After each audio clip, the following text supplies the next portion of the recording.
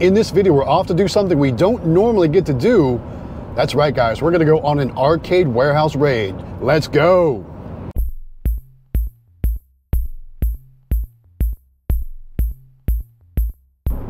What's up, guys? Matt here with Galaxy Games 843, back with another video. In this video, it's going to be a little bit different. We're actually doing something, like I said, that we don't normally get to do. We're going on an arcade warehouse raid. And this arcade warehouse is actually located in Myrtle Beach, South Carolina. So we're heading north from Charleston to go see what might be available for sale. It's been a long time since I've been on an arcade warehouse raid. I thought for sure they were pretty much all gone at this point, but you never know what's going to pop up. So this opportunity presented itself. So we're going to go check it out and see what's in there. Now, I don't know what to expect. I've seen some pictures.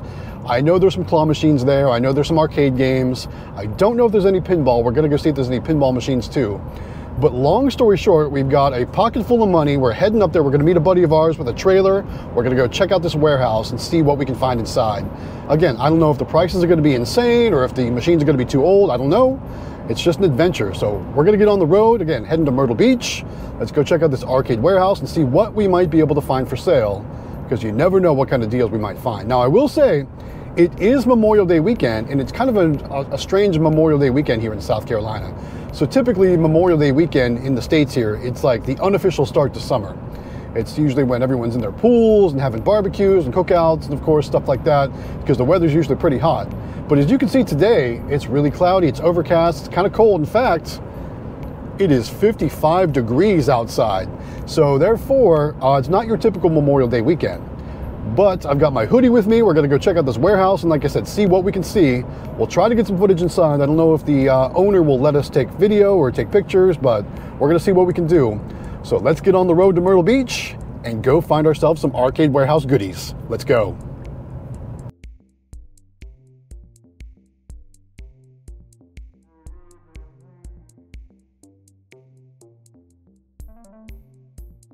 All right, guys, we made it to the arcade warehouse, and it's not as big as I hoped it was going to be. There's only maybe, I don't know, 25 or 30 machines here. Some great arcade games, mostly from the 90s. As you can see, we've got a Area 51, Maximum Force combo. We got an NFL Blitz. There's an X-Men Children of the Atom, another Area 51, and it looks like, I'm not even sure what that game on there on the end is. Here's an Area 51 Site 4. And you can see on the other side, there's some claw machines and some different stuff like that. We're going to take a look all around and see everything there is to offer. I see there's an Area 51 showcase cabinet back there. There's some old style 2-button big choices, some touch tune jukeboxes, some lighthouse machines by LEI. And then down this row, there's some smart candy cranes like we have at the flea market arcade location. There is a toy soldier claw machine there, and it looks like it's a project quality machine. It needs some work for sure. And then there's some random cabinets to the right of that as well. So ultimately, kind of at first glance, I'm a little bit disappointed that there's not more here to see and more here to buy, and not as many projects. I was hoping for maybe for some classic arcade games and more claw machines. Now, of course, they do have, like I said, those smart candy cranes, which I'm not really interested in. I'm maybe interested in this toy soldier if we can get it for the right price. Back here, I can see there's some couple project drivers. There is some Nintendo cabinets back there, a Donkey Kong Jr. and a Donkey Kong Original, which is really cool. You know, I love my Nintendo cabinets. This is a NASCAR driver here, and there's just boxes of parts everywhere too. Here's a Daytona USA over there, a Big Buck Hunter, a couple shooting games like that, different things like that. And like I said, not as many things here as I was hoping that would be here. But the good news is we're here and we can possibly buy something. So it's time to start talking about prices and different things like that. As you know, most of the games, like these arcade games that I like to buy them broken. And the reason why I like to buy them broken is because the price is less and I know how to fix them. So I can put the work in and I can increase the value by repairing them or restoring them or making them look better or making them work again. But let's take a look at this toy soldier crane. So as you know, I've kind of moved away from those arcade games because they're getting more and more hard to find, and especially the classics from the 80s and some of the 90s. I mean, there's some 90s stuff here. But this machine is a project. You know, I like projects because, again, I can increase the value of the machine. Looking inside, it looks like there's a replacement board in there. And inside the machine, sitting up in the top there, is a replacement power supply. So I know right going into it that there's a brand new board and a brand new power supply, but it looks like the gantry needs some work, as you can see up there. What else? There's some wiring, some electrical that needs some work, but for the most part, it's a complete machine. I can tell there's, like I said, there's some buttons hanging, different things like that. So I'm going to have to put some work into this machine if I can make a deal on this machine. So who knows, I'm going to talk to the owner here and see if we can't make a deal on this machine. I don't know. Like I said, the prices, in my opinion, were pretty high on a lot of these machines. So the question is, will we get to take home any machines? We brought a trailer with us. Can we put any machines inside the trailer? I don't know. Let's keep looking around though. Let's pull this machine out. Let's take a look at the back. Again, I wanted to look at the electrical, the wiring, and I'm not gonna lie, guys. It was a total mess of the wires back here. So I'm definitely gonna have to rewire all the 120 volt AC voltage lines back here. I don't know if I'm gonna have to rework any of the low voltage 5 and 12 volt lines or the claw strength lines. I don't know any of that stuff. That's kind of, we're gonna have to get into it and see what happens. But as of this point right now, we can't even plug it in to test it because the high voltage AC 120 lines are, they're all torn apart. So I can't even plug it in and test it. But I was thinking maybe I could, but I quickly realizing that I can't. So again, if I am able to make a deal, I'll have to get this machine back to the shop. I'll have to rewire that AC 120, get that all working so it powers up, and then I could do any initial tests on the gantry or on the board or on the lights or anything like that. So again, we can't test it, but we'll see if we can make a deal. I'm still going to take a look around though, and I'm not going to lie, I was pondering this machine the whole time I was here because I really didn't want to go home empty-handed. I wanted to take a machine home with me, and this is honestly the only machine that toy soldier is the only machine I really had any interest in. Now those two Nintendo cabinets back there that are wrapped up, those were not for sale. So I did ask and he said they were not for sale, which I can understand. I love Nintendo cabinets too. As a matter of fact, I'm working on that on a Donkey Kong Jr., just like that orange one there in the front. And we'll probably have a video on that coming real soon because it's just about done. So watch out for that. And if you like these types of videos, like I said, we don't get to go to on Arcade Warehouse raids very often. But when we do, I'll certainly make a video. If you like these types of videos, put in the comments and let me know. Don't forget to like and subscribe. Also, smash that like button. As you know, it helps other people find the channel and helps the channel grow. So if you do like these style of videos, let me know in the comments. And also make sure you give me that subscribe and hit that bell notification too, so you get notified when both new videos and our live streams go live. All right. Again, still taking a look at that toy soldier. I'm gonna try and negotiate a little bit and see if we can't get a good deal on it.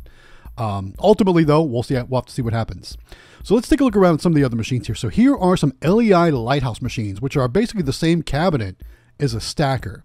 Now, I've never operated these machines, but it looks like you have to stop the wheel on different things and light up the different lights on the lighthouse. And if you get to the top, that's when you win the major prize. If I'm mistaken on that, put it in the comments and let me know. But that's how I think it works. Not something I was really interested in. They were kind of big for me, in my opinion. I'm trying to get away from the stacker and those style machines. So looking at getting new machines. But let's take a look at some of these 90s arcade games. So looking at this X-Men Children of the Atom fighting machine. This is in a Dynamo HS5 generic cabinet. It's running the X-Men Children of the Atom PCB inside. And you can see it looks like it's got some monitor issues. We can see the green color is working really well. Not much green, or not much red, not much blue. And it's got that funny wave in the middle of it. You see it's like got a shadow wave? I don't know. We talked about that one. That one was $800, so we had to pass on that one. We're going to try out this Area 51 Maximum Force shooter, which is a great game. I used to play the heck out of this game in the 90s. It was all over the place. We did test it out. It did work good. But also look at this NFL Blitz right here to the right. This is the 4-player version. Great game, so much fun to play, and it was in really nice shape. It was in really good condition, had a beautiful picture on the monitors you can see there. All it looked like it really needed was a good cleaning, and then it should be good to go.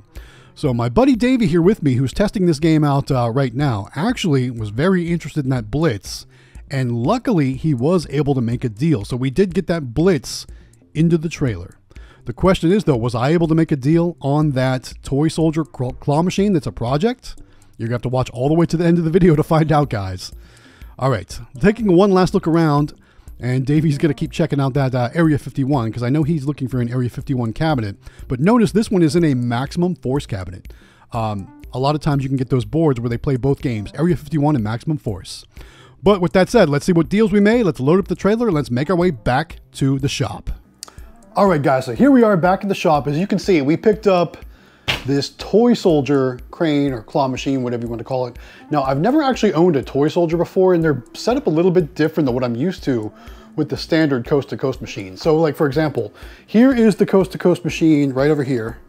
This is the one for the school. So we've just got it back here in the shop. We repaired it. So we're gonna end up swapping it back out at the school.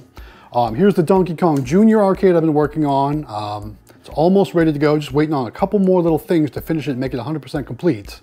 So we'll have that available here pretty soon. But in this warehouse raid, we picked up this, like I said, this toy soldier claw machine. And like I said, it's a little bit different than what I'm used to. Taking a look inside, it came with a bunch of extra spare parts. I'm not sure, you know, what I'm gonna need to use, what I'm not gonna need to use. I've kind of gone through the gantry, kind of rewired a few things up here, rewired the main electrical, and like, I'm having some issues. I think it's got the wrong piece up here. I know you can't see up there. I think it's got the wrong piece up here because it won't let the trolley or the crane, whatever you want to call it, go all the way back to the left. And for some reason, the up-down motor doesn't seem to be working right. So this is definitely going to be a project machine for sure. Other than that, it's in pretty good condition. It's got some fading on the front, but it's not too bad. The dollar bill acceptor seems to work. It's got a brand new board in it.